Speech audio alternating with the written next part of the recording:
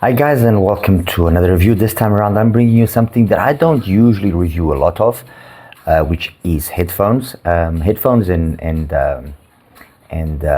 earbuds, the open style earbuds, or something that I definitely want to start reviewing more of.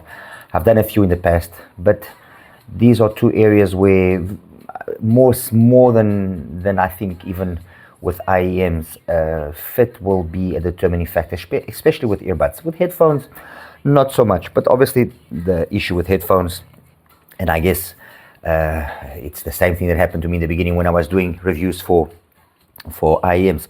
Having still got a limited number of them, I feel that I am sometimes unable to give an adequate interpretation or adequate evaluation, especially when I don't have a lot of the more common stuff. Anyway, that's enough of that. What we have here today and what I'm bringing for you guys today is a review that I actually should have done a long time ago, which is this Kiwiears mega headphone review. There's only basically two models that I haven't got here in this comparison. One of them is the Serene, for the Kiwiears X0U Serene, and the other one is the Athea. I will admit that both of them grab my attention, and I will try and see which ones I can get in a coming review. Either the Athea, which I think it's pretty cool, that dual planar driver setup, or then the X0 I think will also probably be an interesting one, especially because the price is of course more competitive. But anyway, what do I have here? I've got here the Kiwiears Division. Let me just grab it here and straight away talk about it. Okay, it's this headphone here, wired. This is an entry level from them. I mean, it's priced at around $40, give or take. They commercialize it as a wired monitor DJ. It's a V-shaped, fun, big bass, sweet mids, not super neutral but engaging. I think it's a very solid ultra budget pick. I mean, it definitely beats the generic stuff that you get from Amazon. It has got, jumping ahead a little bit, it's got a little bit of a vibe which is similar to the Ellipse, but cheaper and smaller. It uses, I believe, a 40mm driver. Like I said, it's a closed back. It's V-shaped. The premise here is to be fun, thick bass. I mean, like I said, the best is to compare it with the generic stuff that you get from Amazon, and definitely, I mean, you won't be disappointed with it. Obviously, for the $40, you already start getting some stuff which is obviously Bluetooth, not wired.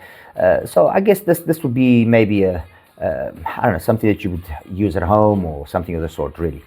The next one up is the Ellipse. Okay. This is a completely different beast. Also still wired, open back, uses a 50mm driver. It looks the business. I mean, the only real criticism I have here is I wish this Kiwiears would have been done in a little bit of more of a nicer manner. But look, this is roughly $60. So this is not even a complaint. It's just, a little minor thing. You look at it on the picture, it looks like one thing. But when you look at it up live, it does look a little bit on the cheap side. It's not a deal breaker, but anyway, these are wired monitor type DJ headphones. Close back, like I said. Punchy lows. The mids are neutral-ish. Clean highs, although it's not in the highs where I feel they really shine. It's got a lot of very well done, very well executed punchy bass. Although I wouldn't say it's a bass head, a bass head headphone. Bass and the mids are where I feel they or doing their work. But it's not, by saying that, I'm not in any way saying that it's a bass head headphone. No, not far from it. In terms of its, what can I say? I mean, comparisons or similar products. I mean, you got some stuff from Audio Technica, the ATH, the M20, and the Fire, the FT1s. But I feel that these ones, the Ellipse, or they do enough to surpass those two. I've heard those two briefly. I don't own them, so I'm not going to be able to compare with them in more detail. I wasn't able to compare with them in more detail. But what I did do was I obviously compared them all with each other, all of the stuff that I've got here, and with some other headphones that I have. And like I said, the takeaway here for the Ellipse is that it's neutralish kind of sound with warm mids, well executed bass boost, or tastefully executed bass boost. Clean vocals, studio-ish type of presentation, and the highs are clean without ever being fatiguing or harsh or anything of the sort. And to that extent, actually, I think that the best choice in terms of pad is definitely this fox leather type of padding. Although I did have some velour pads that I did try, and the velour pads didn't really add anything to the equation, let's put it that way. Okay, so that's that out of the way. The next ones that I have here is the Ardor, and these are already Bluetooth.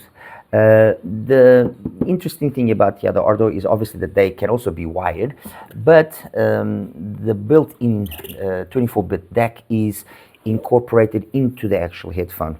So all you need is just to wire it to your phone if you want via a cable, and you will automatically get the best sound out of them, because it's a wire. It's the actual DAC, let's put it that way, or the dongle, if you want to put it that way. It's built in internally. It's got ANC, as I mentioned. It's a closed back. It sports a 40 and a 10mm driver, so it's a coaxial driver setup.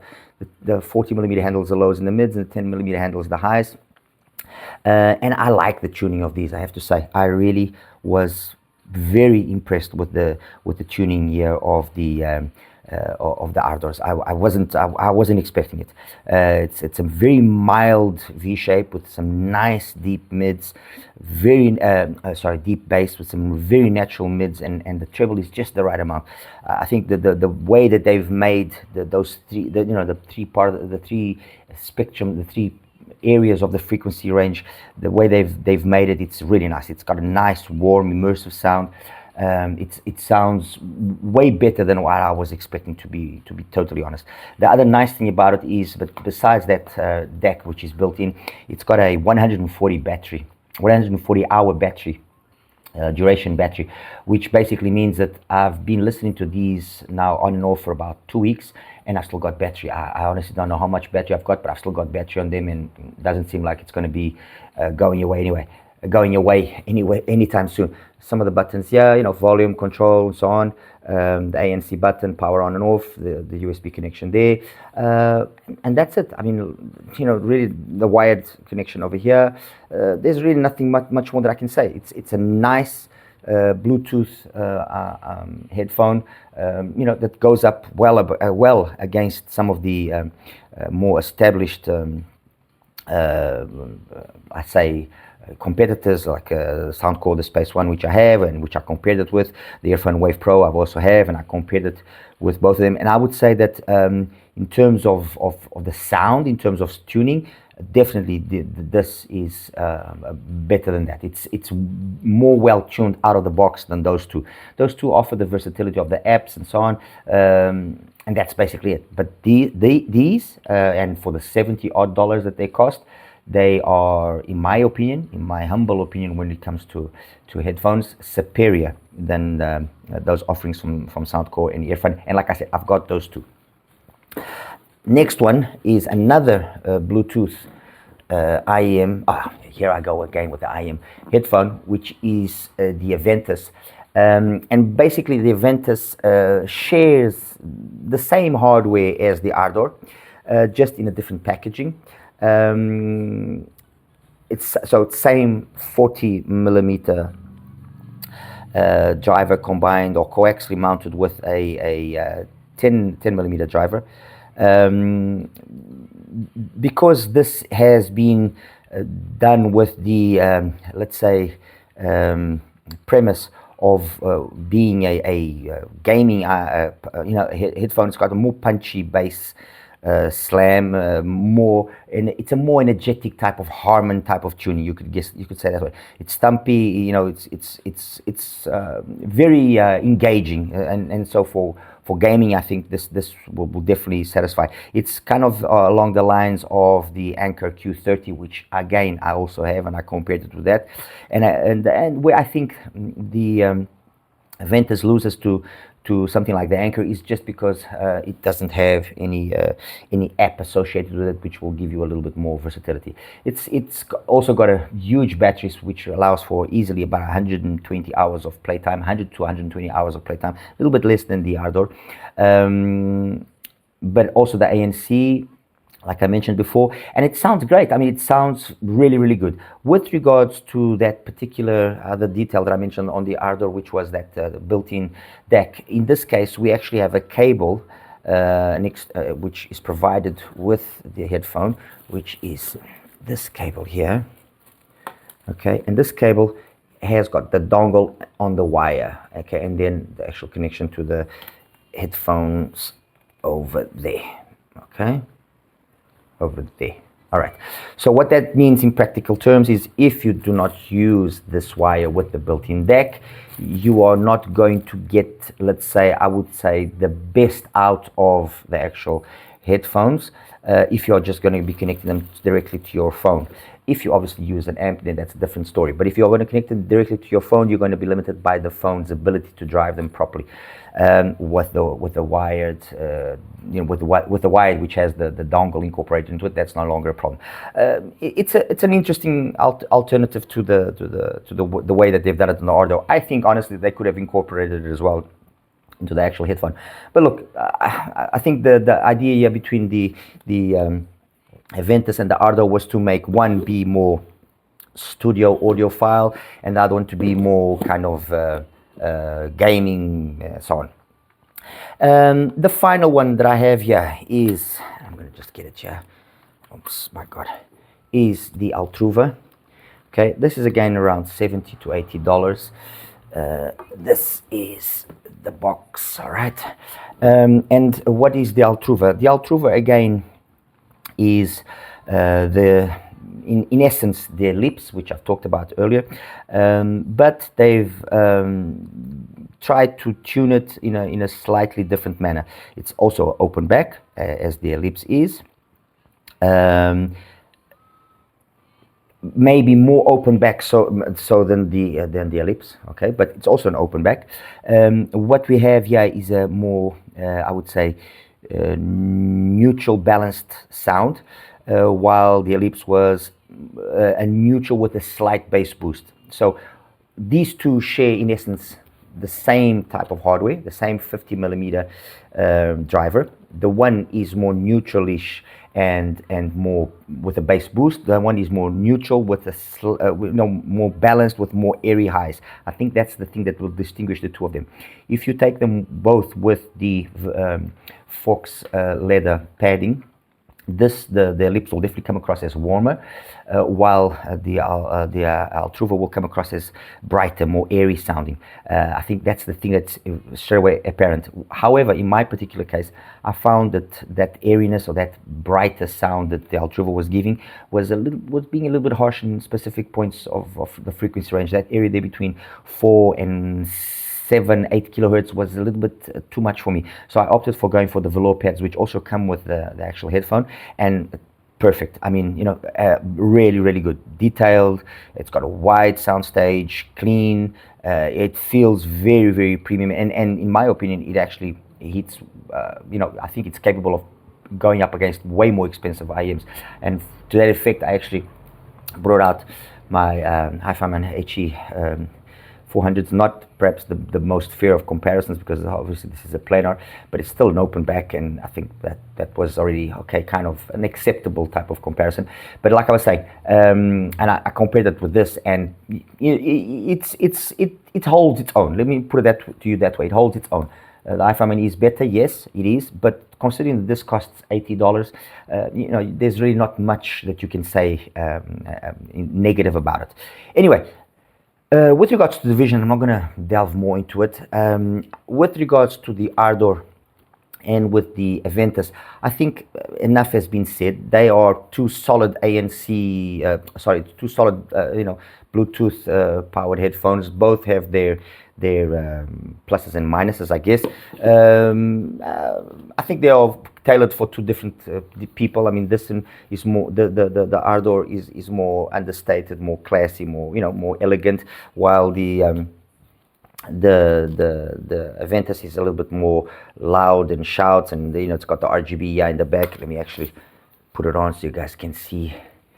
Where's the power button? Power button. There we go. So power button. There we go. And now the RGB. So it's got there the RGB going and all that. Fine. It's not my thing. I guess some will appreciate it. I don't really think it's something that I like using or the way or whatever. But look, it is what it is. So I think those three, enough has been said. I'm going to focus now just a little bit more here on the Ellipse and on the Altruva, because I think these two deserve a little bit extra attention. Let me see here. I've got some notes here on both of them, so let me just quickly get them. Where is it? Where